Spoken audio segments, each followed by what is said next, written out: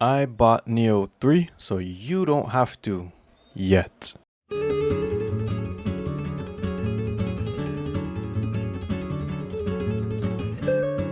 If you're wondering whether Nioh 3 is worth the $70 price tag, especially if you had mixed feelings about Nioh 1, 2, or even Team Ninja titles from before, I'm talking about you, Rise of Ronin. This video is for you. Fear of missing out is real,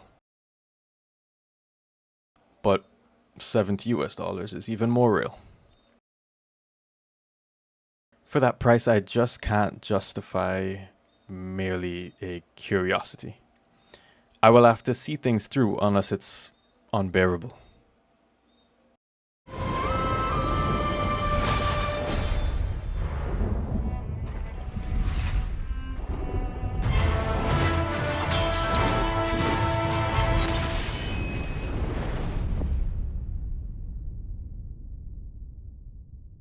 Now, what you're about to hear is based on the tutorial, the first major area, and going in with the assumption that you've played Nioh or have at least some idea of what the game is about.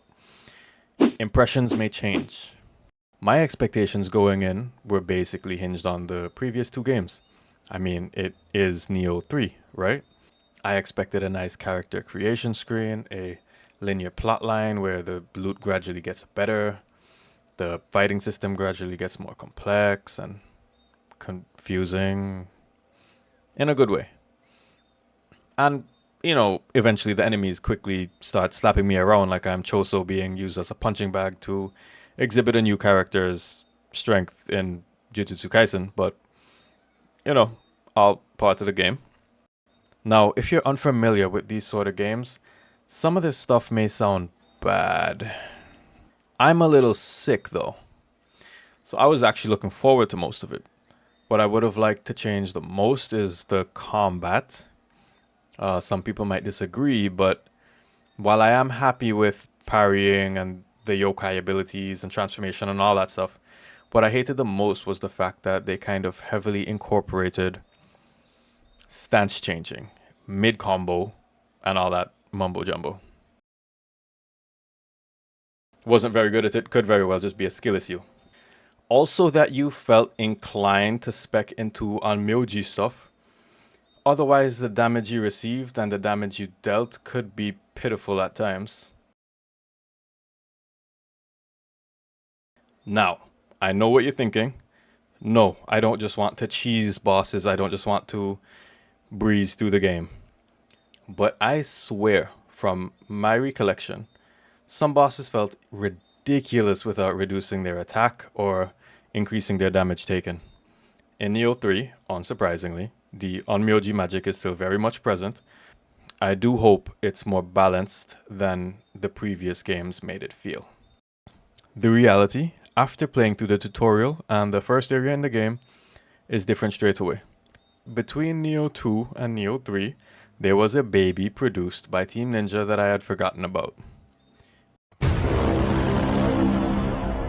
So, if you don't already know where I'm going with this, Nioh 3 is a lot like Rise of Ronin. It is literally as though you combine the two.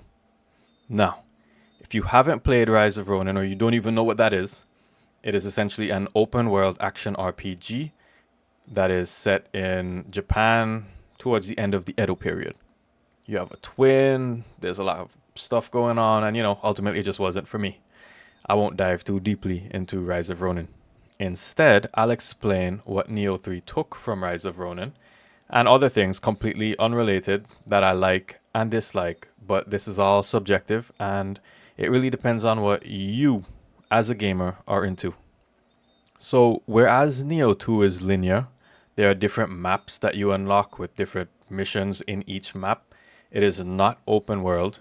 It is literally just mission to map and dialogue to mission, Kodama to dialogue to blacksmith to mission. If you've played the games, you get the idea. There's no free roam or anything of that sort. Nioh 3 is completely different. For better or for worse, it has a much larger map, kind of like split into different sections with all of them being covered by a fog aside from your starting point. Now, on this world map, you run around the area, you collect things, you fight people, you gather various points from either statues or kodama that you locate. It almost feels like the typical Nioh mission, but you can actually explore further. Would I recommend doing that? I mean, if you're following a walkthrough or just exploring for goodies, why not? You will certainly run into tougher enemies than you're supposed to, but I know some of you guys like that stuff anyway. For me, personally, I have mixed feelings about this. It felt a lot more unique and Nioh like for missions and maps to not be open world or free roam. I preferred it specifically for Nioh because in my head, I'd go in trying to find all the kodama in a level, memorizing a limited amount of geography, enemy placement, and so forth. I just enjoyed that format more, but it isn't completely different now. It's just that it feels as though there's a lot more going on, and it feels as though there are things that I can easily overlook or miss if I don't properly explore the areas. I touched upon it earlier, I'll expound on it now. The combat system. I'm used to it mostly, I've beaten the first two games. Sucking your key back in takes a second or two to get used to, but it's nothing bad. It's something that is unique to Nioh, and it's grown on me. It's kind of like forcing you to manage your stamina. That's an example of a feature that I like. A new feature that they've added is allowing you to, in real time, swap between being a samurai and a ninja. Once you press R2 on PlayStation 5, two things can happen. It will transform your character, not expending anything or any resources, into an alternate version of yourself. Kinda like Zelda and Sheik. Anyway, it either does that or it deflects a red energy attack. Now, if you've played any Souls-like or Soulsborne game, you'd know that is very important to do. Now, everything in Samurai is what you'd expect, generally. Your key pulses will dispel negative areas or gray zones. Those are what enemies sometimes spawn in or summon mid-battle.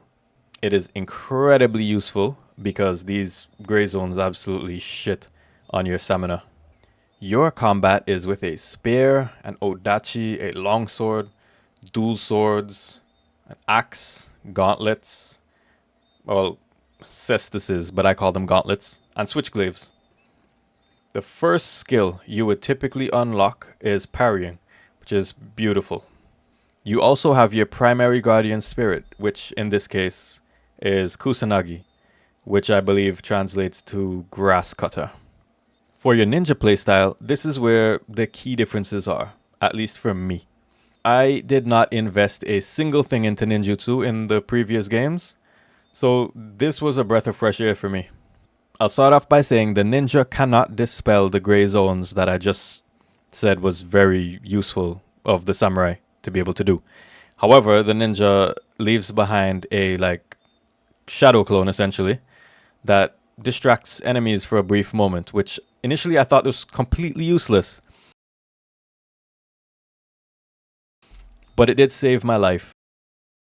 The ninja's weapon choices are dual ninja swords, which I really don't know what differentiates that from dual swords, but alright. Tonfa, talons, kusarigama, split staves, and hatchets. Most importantly, your bread, butter, and cheese as a ninja will be your ninjutsu. My favorite part about the ninjutsu is that you aren't really consuming anything. You throw 10 shurikens, no problem. You get them back by beating enemies senseless with your melee weapon, and they're never really gone for too long. They can also be recovered at a shrine when you rest. Ultimately, if you love Nioh 1 and 2, this game is for you. You're probably planning on purchasing it anyways. If you've never played Nioh before, but you don't have a problem with the open world or complex combat system, I would recommend this game. Justifying that 70 USD price tag, Unless you're balls to the walls excited or you just genuinely want to support Team Ninja, I would suggest waiting. It's a lovely game, looks great to me. It feels great and it's definitely worth playing, but it's also absolutely fine to wait until the game goes on sale or something. Do not let that fear of missing out fool you. The game will only get better as time goes on. Bugs will be patched, more players will be joining for co-op, and then before you know it, the DLC will drop. Because on the off chance that you really don't like it that much, but you've already spent that 70 US dollars, you'll have spent the money and be left with a game that you don't really feel like playing.